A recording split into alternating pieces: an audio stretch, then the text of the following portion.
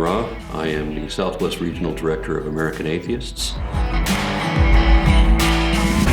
I think it's kind of like drugs. I don't happen to enjoy drugs.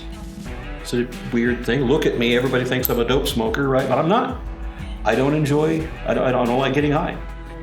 I don't like really being drunk either. So, I'd rather stay, I will drink frequently, but only drink the good stuff. And it's been years since I've actually been drunk.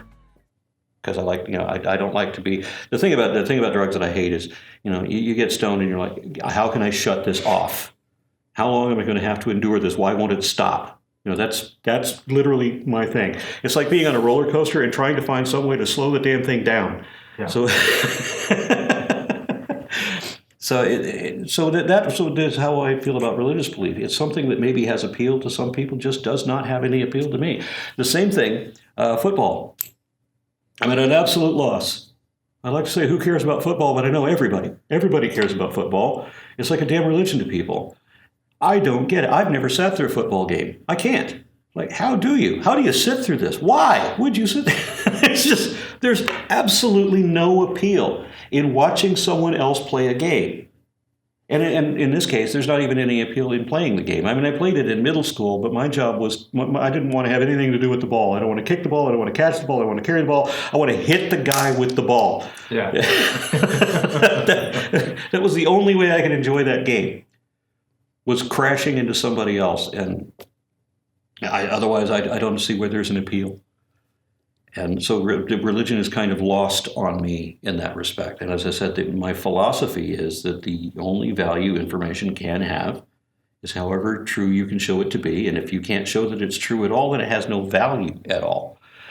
Science is only concerned with what is supported by the evidence, what is not supported, and whatever is not supported does not warrant serious consideration. So if you're asserting empty speculation as fact, that's not just a lie, it's also meaningless. We literally have nothing to talk about until you come back with something to show. Then we'll have something to discuss. And religion is just empty assertion of nothing, and it can't be indicated or vindicated, verified or falsified. There's literally no value to it whatsoever.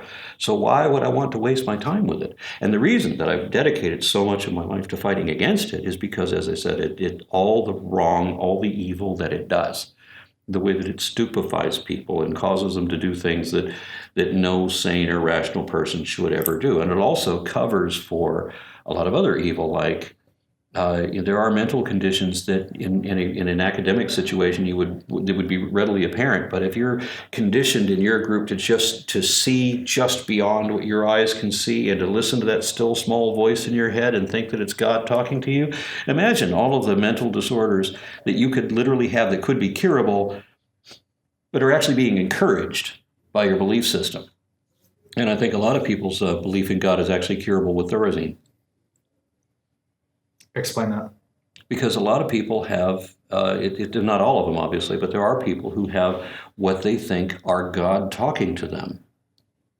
And I knew one of these people who I was able to explain the whole religious aspect to the point that he became an atheist, but then he had no explanation for the voices that are still playing in his head because he was schizophrenic. Yeah. And he thought for all that time that it was, he thought it was a number of different things. He thought it was people being ventriloquists and throwing their voices at him. Or he thought it was God. So in his situation, he was forced to come up with explanations for things that he was actually experiencing. Yeah. Thorazine?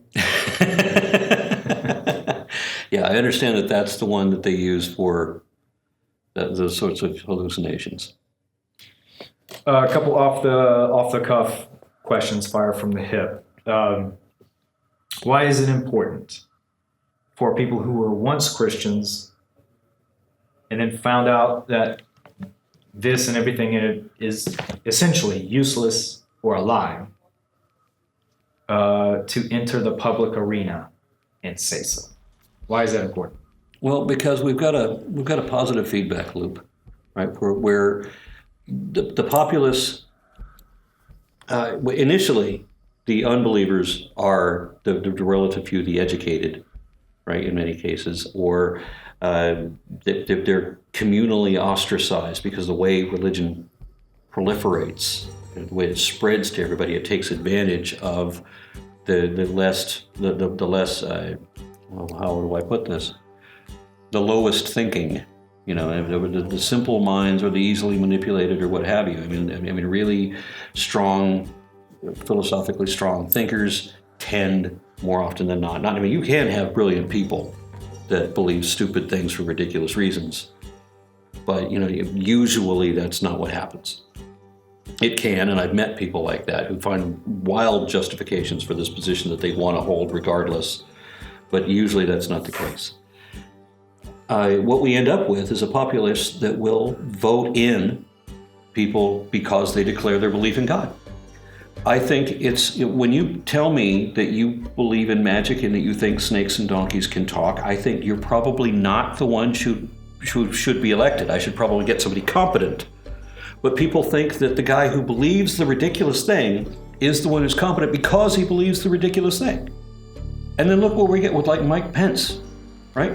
Who wants to, or in previous election, we had Ted Cruz and his father who said that all atheists and homosexuals should be put in internment camps behind cyclone fencing until we go extinct, showing that he doesn't understand either homosexuality or atheism, right? Because it's not the way either of these things reproduce, right?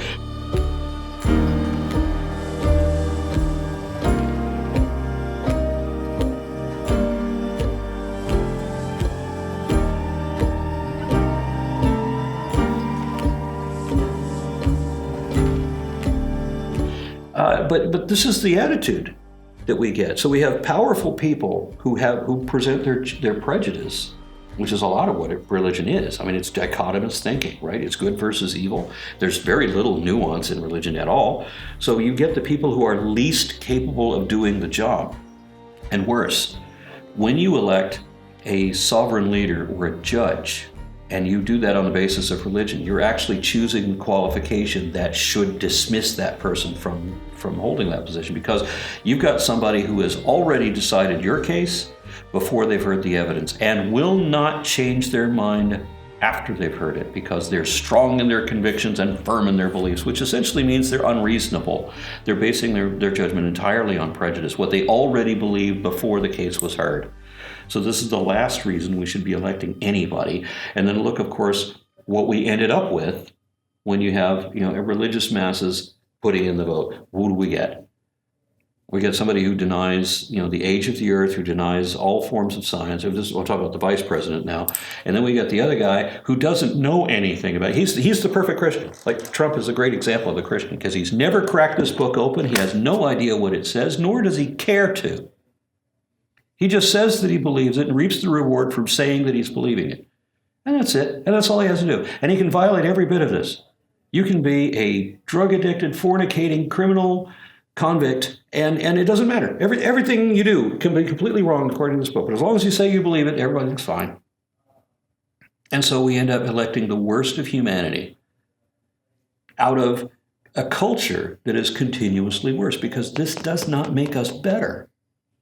It creates an illusion that we're better so that we can justify all of our crimes and be just as criminal or be worse. And we don't have any higher level thinking at all because we're not allowed to evaluate anything. We're not supposed to ask questions. We're supposed to be obedient and believe what we're told. So this is diminishing humanity and perverting us into something else. I did a presentation in Canada a few years ago that people were praising as one of my better presentations, where I said that religion reverses everything. So, it just turns our value system completely upside down. And the things we should be concerned about are the things we dismiss as evil. And for whatever reason, sex becomes an act of evil and violence is morally justified. And so if we can't have someone see a naked titty because that's bad, but we can see people being dismembered and skinned alive. That's okay. So it's just a perversion. And I don't want to get all negative again, but I don't know where else to go with this. Yeah, right. So if more in the closet atheists came out and were public, they might be a positive influence over culture? Yes, I mean, I had a role model when I was a kid. That it's funny. We were just talking about this yesterday. The role models that I had in my life, the people that I looked up to. One of them, kind of uncharacteristic with the rest, was Perry Mason. We need more people like Perry Mason, who he's not about the label, because Perry Mason never called himself an atheist, but I would believe that that was his character, because he was a humanitarian, he was a humanist, he very much cared about other people. He showed in many episodes that he cared about other people, but as soon as they started talking woo, like the one eyebrow went up and the conversation's over, I don't have time for this. And then it goes back to the Jack Klugman line of just the facts. So that's the guy we need. The one that actually cares about truth and can show that he actually does care about what actually is truth, as opposed to pretending to believe in lies. Morality. Are only Christians moral? Does morality come from the Bible or the Christian culture? What's the deal with morality? How could morality come from that book?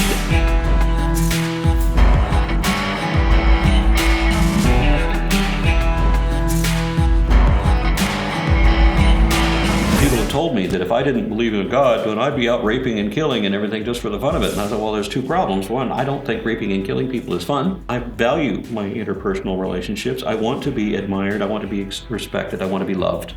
We all want to be loved. Funny how you're loved when you go around raping and killing people. And we've seen it again and again. When they do lose their belief, do they ever run out and start raping and killing people? That never happens. What happens, conversely, is they become more tolerant. They become more inquisitive than they've ever been.